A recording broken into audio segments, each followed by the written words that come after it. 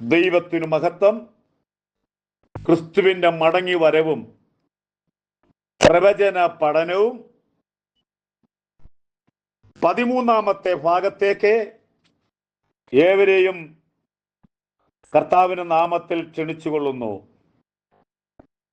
നമ്മൾ കഴിഞ്ഞ ദിവസങ്ങളൊക്കെ ബാബിലോണി സാമ്രാജ്യത്തെ പറ്റി പഠിച്ചു. 70 വർഷം കൊണ്ട് ആ സാമ്രാജ്യം അസ്തമിച്ചു. കാലക്കണക്ക് നോക്കിയാൽ BC 605 മുതൽ 535 വരെയായിരുന്നു അവരുടെ ഭരണം.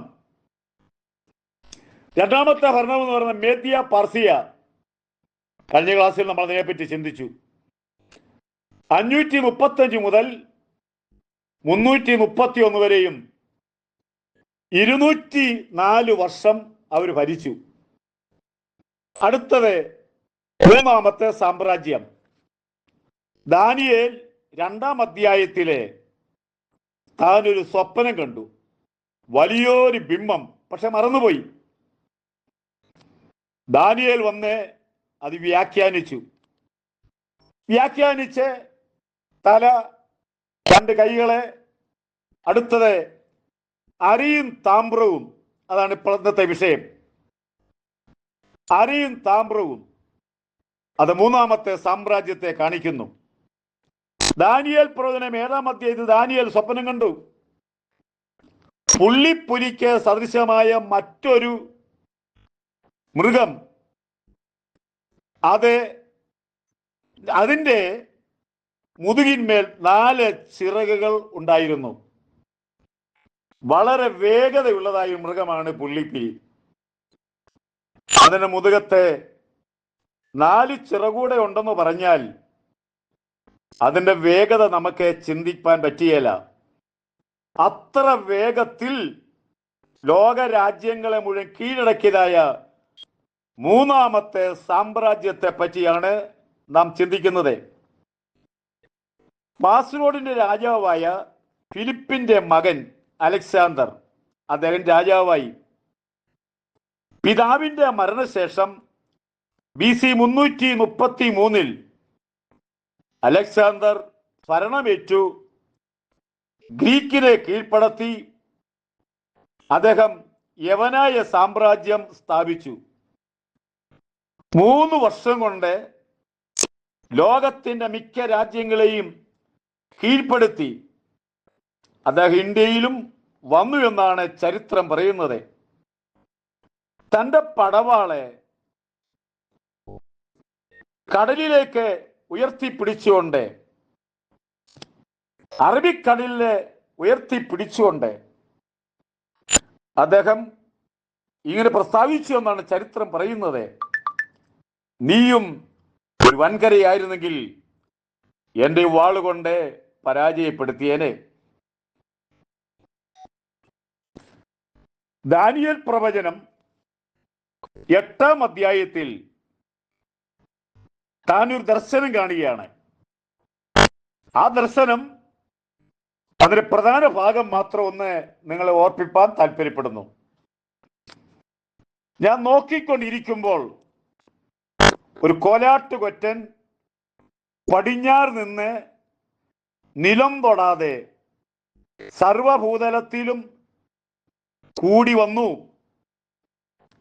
ആ കോലാട്ടുകൊറ്റന്റെ കണ്ണുകളുടെ നടുവിൽ വിശേഷമായൊരു കുമ്പുണ്ടായിരുന്നു. ഇത് 3-ാമത്തെ സാമ്രാജ്യമായ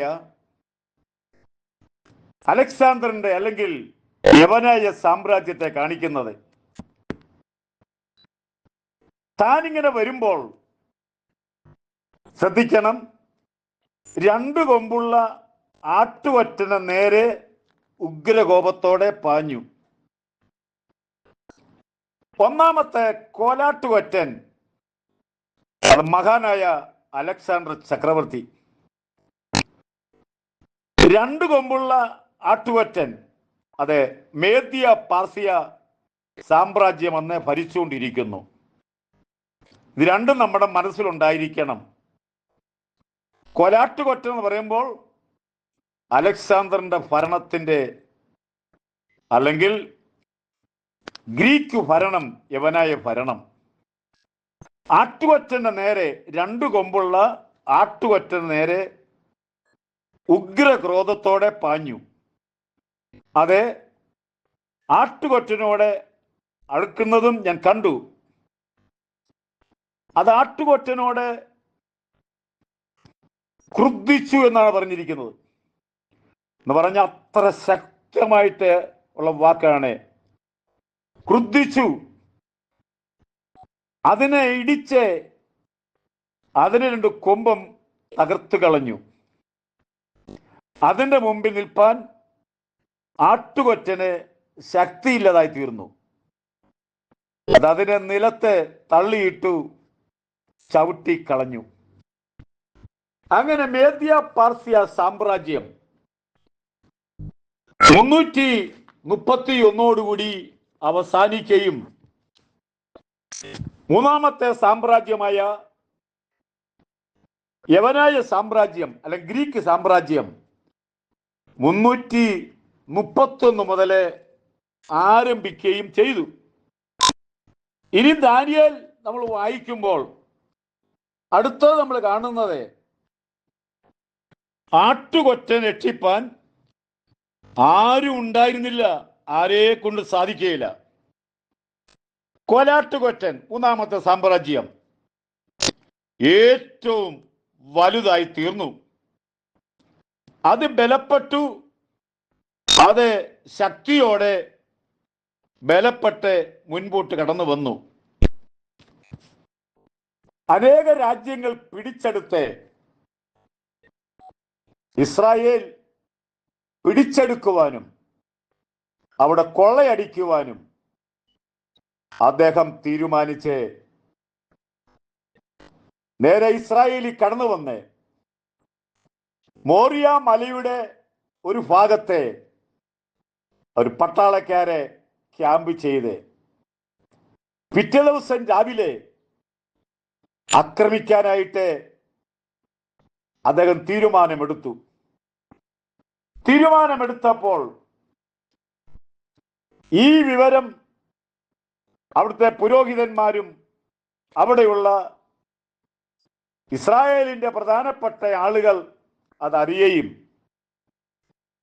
ഈ ഇസ്രായേലിന്റെ ഭാഗങ്ങൾ പിടിച്ചെടുക്കുകയോ കൊള്ളയടിക്കുകയോ ചെയ്യാതിരിക്കാൻ വേണ്ടി അവരെ പ്രാർത്ഥിച്ചുകൊണ്ടിരുന്നു രാത്രിയിൽ.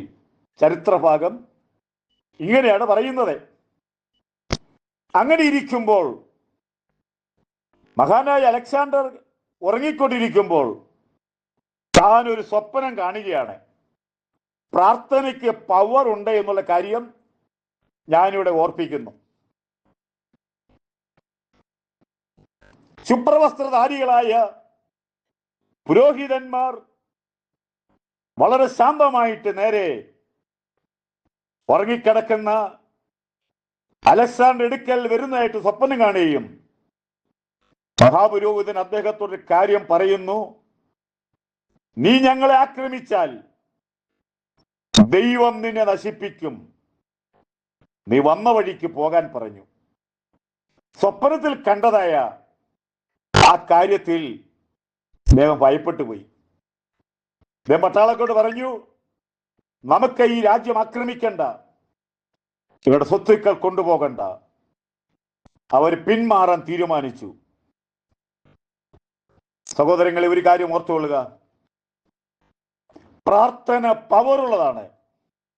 നമ്മുടെ ഏത് വിഷയവും ഏത് പ്രശ്നവും ദൈവമക്കളെ ഇല്ലാതാക്കാൻ വരുന്ന ഏത് ശക്തിയെയും